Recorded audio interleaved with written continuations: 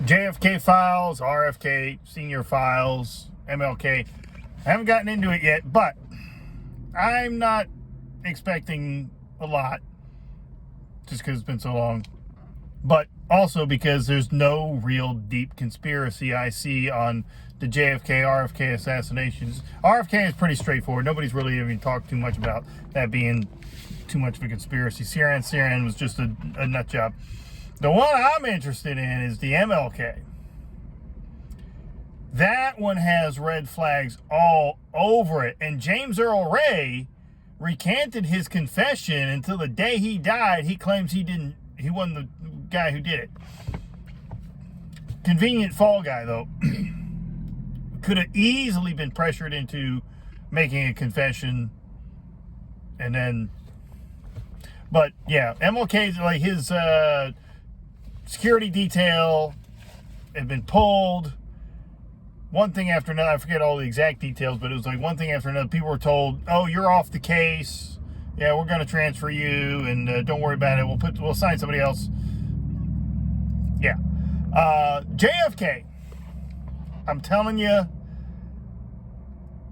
Now, there could be some stuff on the security side. Did they just kind of back off? Like the Trump assassination attempt. Did they just be like, oh, yeah, I can believe that. But Lee Harvey Oswald was a lone gunman. There was no second shooter, no grassy knoll, none of that. It was Lee Harvey Oswald. He was the lone shooter. No magic bullets. It's all explainable. Lee Harvey Oswald, his psyche, he fits the profile. He wanted to be recognized. He wanted to be somebody. His family that he came from was conservative, so he became a communist, a rebel. He joined the Marines, and he actually was a good shot. People claim that he wasn't a good... Because you watched the JFK movie with Oliver Stone. No, he wasn't allowed. He was a good shot, as Marine Corps records show that. He defects to the Soviet Union to try and get notoriety. He's thinking, as a former Marine, they're gonna love me over here because I can spill all kind of beans. I can give them all kind of information. But he didn't really know anything that they didn't already know. You know, as a private in the military, you're not gonna have any knowledge that they couldn't get, or just as an American on American society. So they sent him to work in some factory or whatever. Okay, we don't know what else to do with this guy. So he didn't get the notoriety from them, from the Russians. So he comes back and thinking, oh, now I'll be noticed because I'll be the only former Marine to have defected to the Soviet Union and then come back. And actually, what is it, on Hulu or something? There's a time travel thing, where the guy goes through the meat locker at the local diner and goes back in time to like 1960, and Chris Cooper, the guy who owns the diner, says you got to stop the JFK assassination. That's actually pretty accurate on their profile of Lee Harvey Oswald. So yeah, he was looking to get recognized. He needed attention.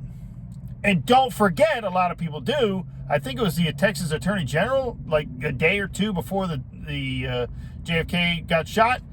Somebody took a pot shot at him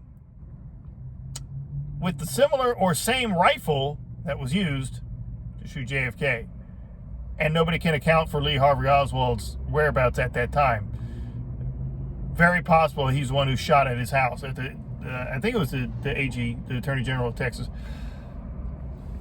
Now, and the FBI knew about Oswald. That's another thing they got right in the TV show, the time traveling TV show.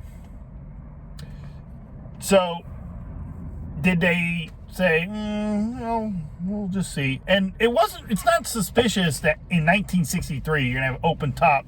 They didn't have the same security protocols that they have now. I mean, no way in hell they're going to do that today. They're going to have the armored car and everything. And he's going to be buttoned up. But, I mean, that just wasn't on their mind back then. They thought they had enough security that with eyes. And in reality, they could have seen something from that window. But did they pull it back some? Just kind of like, if it happens, it happens. You know.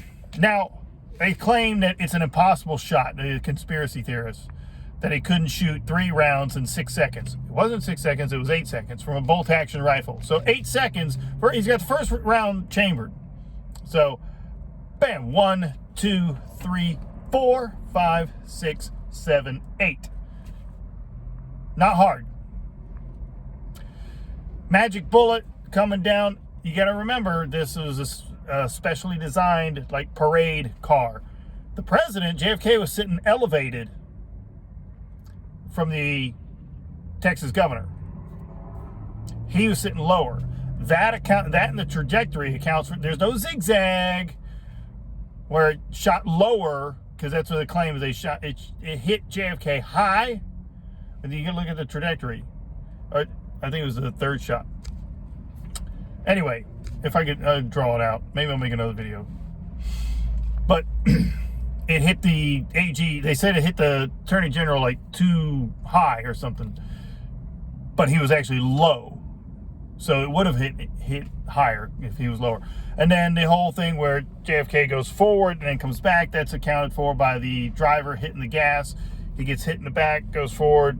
Driver hits the gas, so his body comes. He didn't get hit a second time.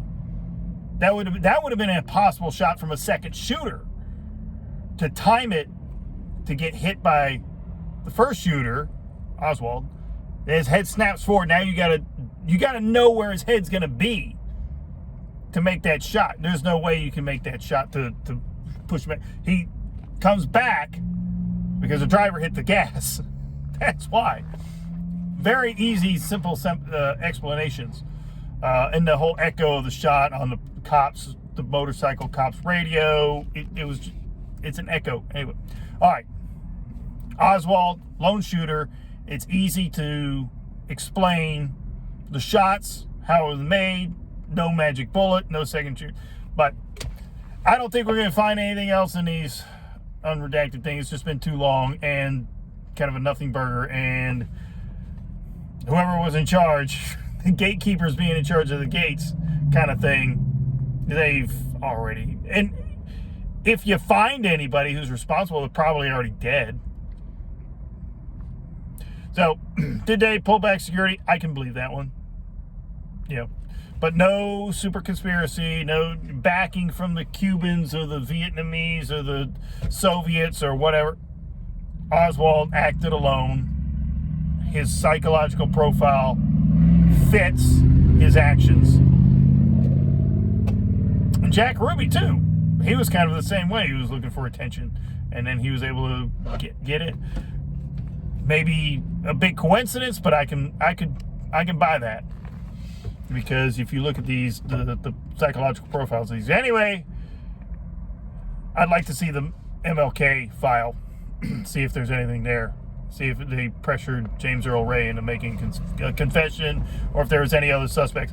Hey, be excellent to each other. 6 separate trends. Long live the Republic. God bless.